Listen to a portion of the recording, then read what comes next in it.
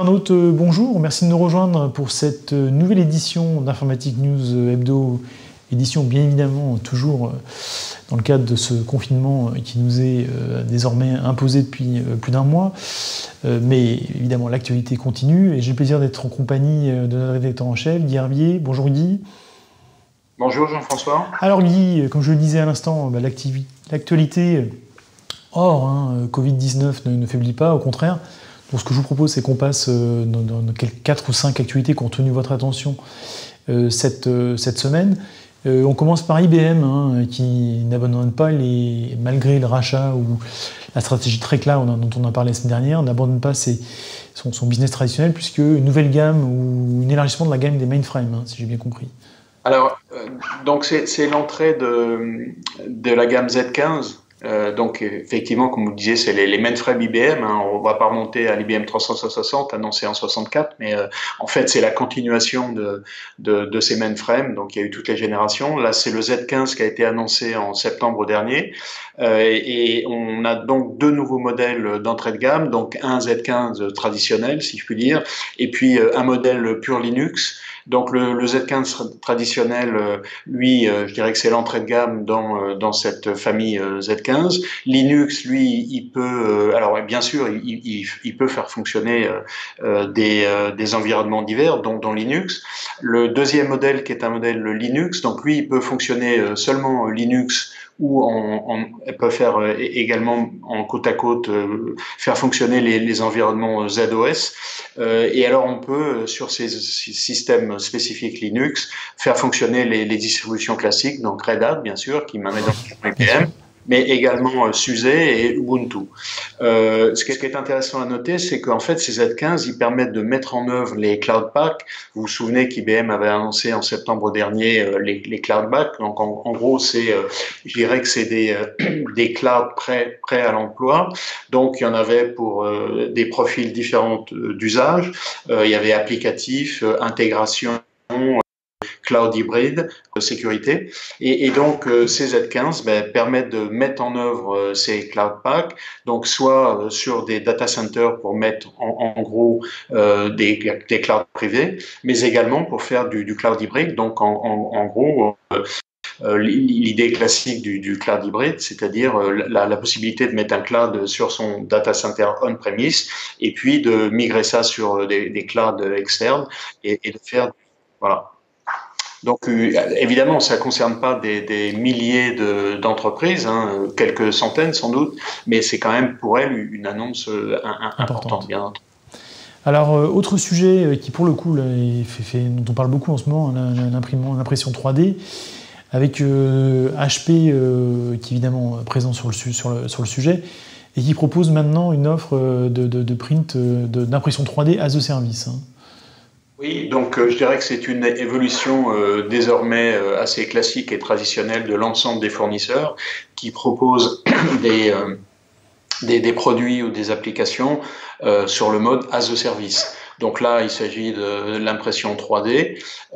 Ça veut dire quoi? Ça veut dire que en gros, vous ne payerez qu'à l'usage. Donc vous achetez alors vous n'achetez pas, vous faites l'acquisition d'un équipement, vous l'installez, vous le mettez en œuvre. Vous avez également les consommables et puis vous avez l'assistance d'HP et tout ça est proposé as a service.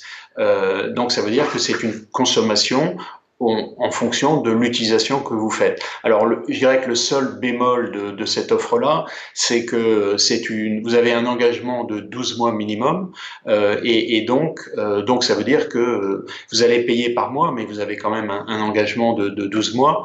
Et puis, après cette période, vous pouvez vous dégager de l'offre à tout moment avec un minimum, un préavis de 30 jours.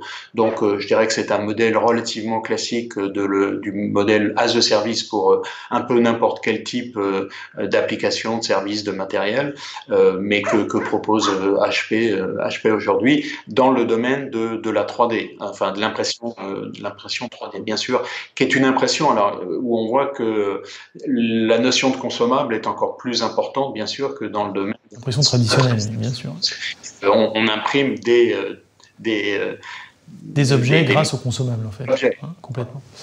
Alors, autre sujet, j'allais dire, c'est le feuilleton, même si malheureusement en ce moment on a peut-être en tête un autre feuilleton, c'est le fameux contrat JEDI, hein, le cloud public de l'administration américaine, avec toujours les protagonistes qu'on connaît, hein, Amazon, Microsoft, qui se battent devant les tribunaux américains.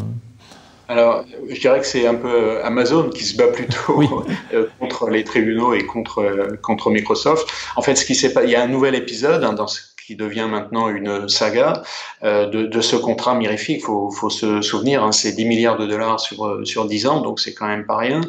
Et donc, AWS avait obtenu la suspension pendant 120 jours. Il y a donc eu une enquête de l'inspecteur général du DoD, donc c'est le ministère de la Défense américain, et qui donc en gros a rendu son rapport, un rapport de plus de 300 pages, qui a examiné des milliers d'emails, de conversations et de documents, et donc qui en tire la conclusion que en gros tout a été fait dans les règles, à l'exclusion du fait, et c'est ça ce qui est quand même intéressant, c'est que on se souvient que AWS avait engagé cette poursuite parce qu'il jugeait que l'influence du président des États-Unis, Donald Trump, qui avait fait des déclarations nombreuses sur le sujet, avait modifié et avait biaisé le contrat. Et donc, en fait, dans le rapport, il est dit que ne sont pas examinées ces déclarations de Donald Trump et ces conversations qu'il a pu avoir parce que lui fait appel à ce qu'il appelle le executive privilege. Donc en gros, on ne peut pas les prendre en compte. Donc je dirais qu'on se mord un petit peu la queue. Et puis il y a un autre élément qui a été également mis en lumière, mais qui a ensuite été retiré du document, c'est que dans la mise en, enfin dans l'appel d'offres, il y avait des informations sur les tarifs qui avaient été communiquées à Microsoft, et donc bon, évidemment ça n'influe pas directement sur la question, mais enfin c'est une information qui a été retirée, et donc Amazon va l'exploiter, bien sûr. Donc on n'en est pas sorti de cette affaire. Je ne sais pas d'ailleurs des deux. Alors l'une très grave, je dirais le Covid-19, et l'autre la saga Jedi. Je ne sais pas laquelle des deux va se servir. Avant l'une, avant l'autre. Ouais. Bon. Cela dit, on espère que ce sera le Covid-19. Ouais, on espère. Bah écoutez, suite au prochain Dinote. En attendant, on parle d'une étude de Stratus sur voilà, une tendance avec l'actualité qu'on a peut-être une possibilité d'oublier, qui est le edge computing, mais qui montre quand même que voilà, les choses avancent dans ce domaine. Hein. Alors, la chose à retenir de cette enquête, la principale chose, c'est que effectivement la moitié des entreprises qui ont été consultées, donc c'est plutôt dans le secteur industriel, hein, et on sait d'ailleurs que le edge computing va terrain de chasse et l'industrie, effectivement. S'appliquer principalement, enfin en priorité et en premier dans le secteur industriel. C'est que la moitié des entreprises consultées ont à la fois les ressources et les capacités pour mettre en œuvre des applications de edge computing. Donc ça veut dire, comme vous le dites, que les choses sont en train de se débloquer. Après, l'étude montre à la fois les obstacles et puis les exigences souhaitées pour la mise en œuvre. Et je dirais qu'on va pas les lister toutes, mais on va retenir que à la fois dans les freins et dans les exigences, c'est toujours le problème de la sécurité qui est cité dans les deux cas. Bon, il y a d'autres, bien sûr, d'autres freins et d'autres exigences, mais la sécurité est présente dans les deux, et on sait bien que c'est un problème à la fois dans l'Internet des objets, mais aussi dans le edge computing, qui est un élément très très important à prendre en compte pour la mise en œuvre de ce type d'application. Très bien, et on conclut, Guy, cette passage en vue de l'actualité de la semaine par un rachat, hein, j'allais dire, pendant la crise, les affaires continuent, et c'est sur un sujet de terrain qu'on peut attendre, hein, celui des communications unifiées, comme de la visioconférence. C'est Verizon qui rachète un acteur qui s'appelle BlueJeans, concurrent de Zoom, qui est arrivé en France il y a un an ou deux ans peut-être maintenant, qui est encore pas très connu, mais bon, qui est actif quoi, sur le marché. Exactement, et donc on sent bien hein, que c'est un domaine en pleine expansion. On l'avait dit de Zoom, qui a multiplié le nombre de ses clients de 1 à 10 entre décembre et mars. Donc là, c'est Verizon qui rachète BlueJeans. pour un montant qui est estimé à 500 millions de dollars. Donc, je dirais que pour Verizon, c'est pas énorme. Enfin, c'est quand même une somme qui n'est pas négligeable.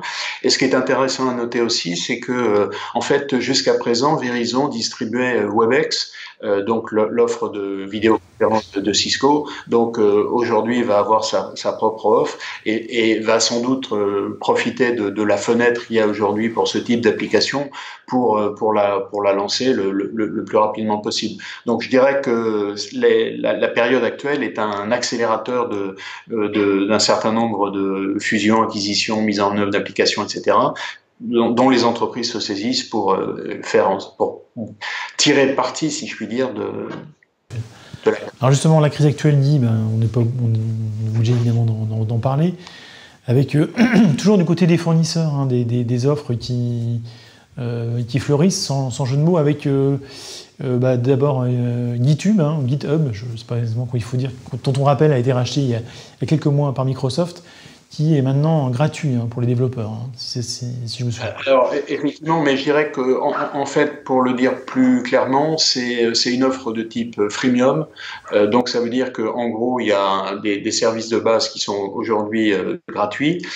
Mais si on veut des services un peu plus élaborés, des fonctionnalités plus sophistiquées liées à l'utilisation en entreprise, etc., à ce moment-là, il faudra passer en service payant. Bon, je dirais que GitHub fait un effort, et étant donné la période, c'était intéressant à mentionner. Et je pense qu'on peut rappeler que notre confrère IT for Business fait la liste mise à jour toutes les semaines de toutes ces offres un petit peu transitoires, enfin en tout cas temporaires, liées à la période qu'on connaît actuellement. Alors ça, c'était la première. Puis il y en a une deuxième qui était Folding at Home. Alors là, c'est pas un fournisseur, en fait, c'est une initiative de l'université de Stanford. En gros, l'idée qu'on connaît, puisqu'elle avait déjà été mise en œuvre avec SETI at Home, qui s'est arrêté en début mars après 21 ans de service. Donc l'idée est relativement simple, c'est en gros de consolider la puissance de calcul des PC qu'on utilise tous pour faire un gros ordinateur distribué, mais dont la puissance est très importante. Et là, à l'heure actuelle, on a dépassé les 2 exaflops. 2 exaflops, c'est la puissance d'un ordinateur qui n'existe pas aujourd'hui, puisque le premier de la liste des top 500, c'est un peu moins de 200 teraflops. Donc, on est largement au-dessus, sauf que il faut bien comprendre que c'est pas un gros ordinateur, c'est l'architecture de calcul distribué, en fait. Voilà, et ça pose quand même un certain nombre de problèmes. Je dirais qu'on pourrait prendre une analogie. Si on a une Formule 1, on voit bien ce qu'on peut en faire. Ce qui est sûr, c'est que si vous voulez faire un déménagement avec une Formule 1, c'est pas du tout le mode le véhicule qu'il faudrait avoir. Si vous avez 10 000 mobylettes, vous n'arriverez jamais à la vitesse d'une Formule 1. Donc, faut bien comprendre que c'est pas un gros ordinateur. Et cette puissance agrégée ne correspond pas. Si on veut en tirer parti, il faut la diviser en toutes petites tâches, faire les calculs sur les ordinateurs individuels, remonter. Ça pose des problèmes de sécurité. Donc, c'est pas aussi simple qu'il n'y paraît. En tout cas, c'est une expérience intéressante qui est mise en œuvre pour la lutte contre la pandémie Covid-19. On rappelle que SETI at Home, c'était pour la recherche d'intelligence extraterrestre. Donc c'est tout à fait 2 objectifs différents. Alors Guy, du côté des fournisseurs, évidemment, les conséquences vont pas tarder à se faire sentir. En tout cas, le Syntec, lui, est très inquiet. Et effectivement, c'est Godefroy de Bensman, le président du Syntec, qui a donc a signé une petite étude auprès des adhérents du Syntec, et les conclusions sont assez inquiétantes. Alors, on se dit oui, tout ce qui arrive en ce moment est très bon pour les acteurs du numérique, mais en fait, c'est pas tout à fait le cas pour ce qui est des ESN, donc des sociétés de services. Donc la réalité, c'est que elles s'attendent pour le 2e trimestre 2020 à une baisse d'activité de près de 25%. Donc c'est quand même assez considérable. Et presque la moitié d'entre eux sont inquiets sur l'avenir, dans la mesure où elles ne pourraient pas reprendre leur activité sous 3 mois. Donc je dirais que c'est un paysage qui se dessine qui est quand même très inquiétant. Alors, autre sujet, Guy, c'est du côté de chez Microsoft à Azure, dont on avait parlé il y a quelques semaines avec des problèmes de capacité, ça se confirme. Hein. Ça se confirme et ça va se traduire par quoi? On pouvait s'y attendre un petit peu, si je puis dire, c'est que tout simplement tous les services gratuits, alors les services gratuits, ils sont très très nombreux, ça peut même aller jusqu'aux services gratuits quand vous faites quand vous voulez faire un peu d'expérimentation pour savoir si vous allez faire l'acquisition d'un service Azure. Tous les services gratuits pour l'instant sont gelés, de telle sorte, et ça c'est pour les régions en Europe d'Azure, pour permettre à Microsoft de se consacrer aux clients, aux entreprises qui payent pour les services. Donc, je dirais que c'est un redimensionnement en fonction de préoccupations qui sont tout à fait pragmatiques. Hein. En gros, il faut bien que la machine continue à tourner, si je puis dire. On vient de le dire, va visiblement faire des dégâts auprès des certains acteurs du secteur IT. Par contre, les acteurs du streaming, eux, ils en tirent évidemment pleinement profit. Hein. C'est assez étonnant d'ailleurs.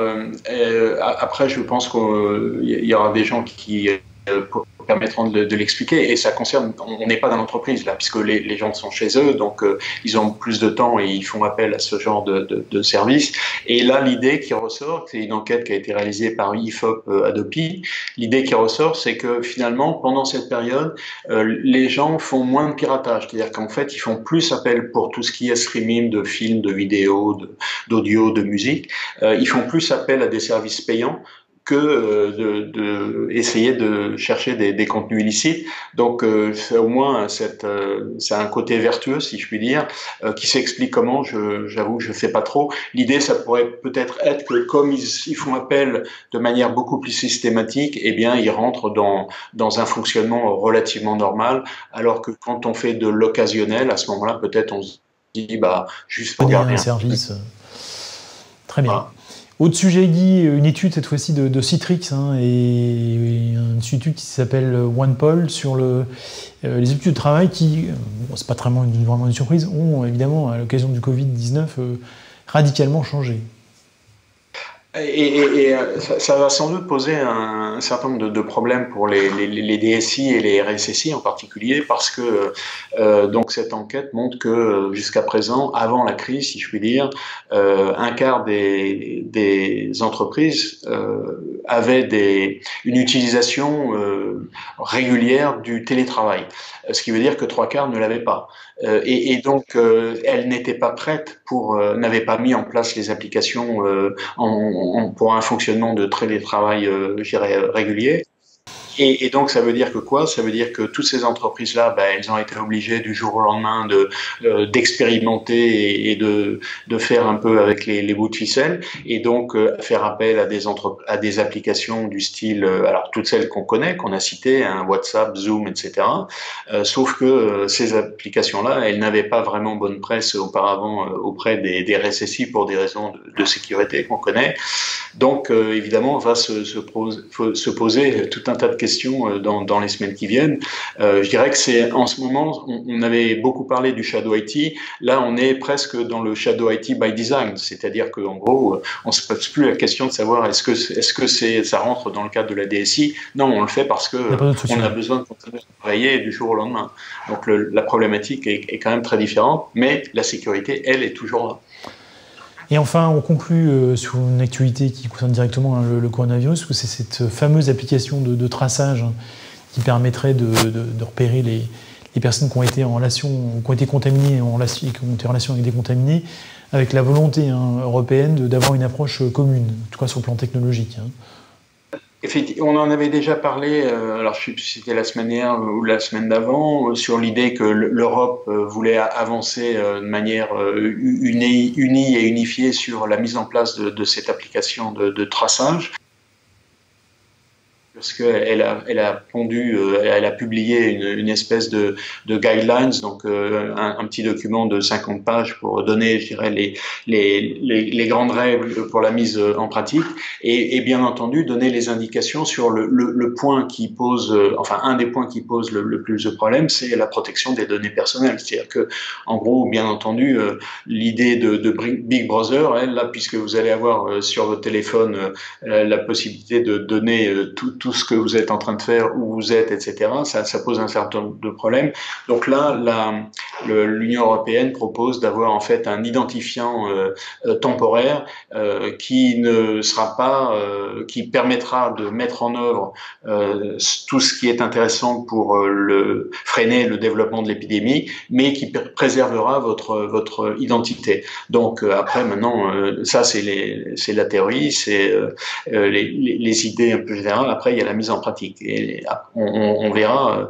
Je rappelle que le déconfinement va démarrer le 11 mai, c'est donc dans 3 semaines. Pour mettre tout ça en œuvre, ça va être c'est pas chômé, si c'est difficile. On peut dire. Très bien, bah écoutez Guy, merci. On conclut par un coup de cœur cette fois-ci. Alors on a l'habitude de remercier les, comment dirais-je, évidemment les acteurs de santé hein, qui sont en première ligne. On voulait, Guy, passer un petit message à notre profession qui nous concerne plus directement, mais qui est peut-être un peu plus oubliée. C'est tous les opérateurs qui sont dans les data centers, qui évidemment, compte tenu de la période, font feu de tout bois, et pour le coup, qui sont indispensables, puisque sans data center aujourd'hui, sans cloud, on est quand même un peu démunis. Hein. Et exactement, et je pense qu'on peut les saluer parce que c'est aujourd'hui un élément absolument indispensable du fonctionnement, je dirais, de tous les gens qui soient soit en télétravail ou pas en télétravail, et donc qui continuent à faire fonctionner, donc comme vous le disiez, tous ces data centers à la fois on-premise et puis sur le cloud. Donc on ne peut que les remercier, et on les remerciera encore parce que tout ça n'est pas fini. Eh bien, merci Guy. Je vous souhaite évidemment une excellente semaine. Comme on a l'habitude de dire, restez chez vous, faites attention. Et puis, je souhaite à nos lecteurs aussi une très très belle semaine. Je vous propose de les retrouver la semaine prochaine pour une nouvelle édition de cette édition désormais spéciale d'Informatique News Hebdo. En attendant, très belle semaine à toutes et à tous. Merci.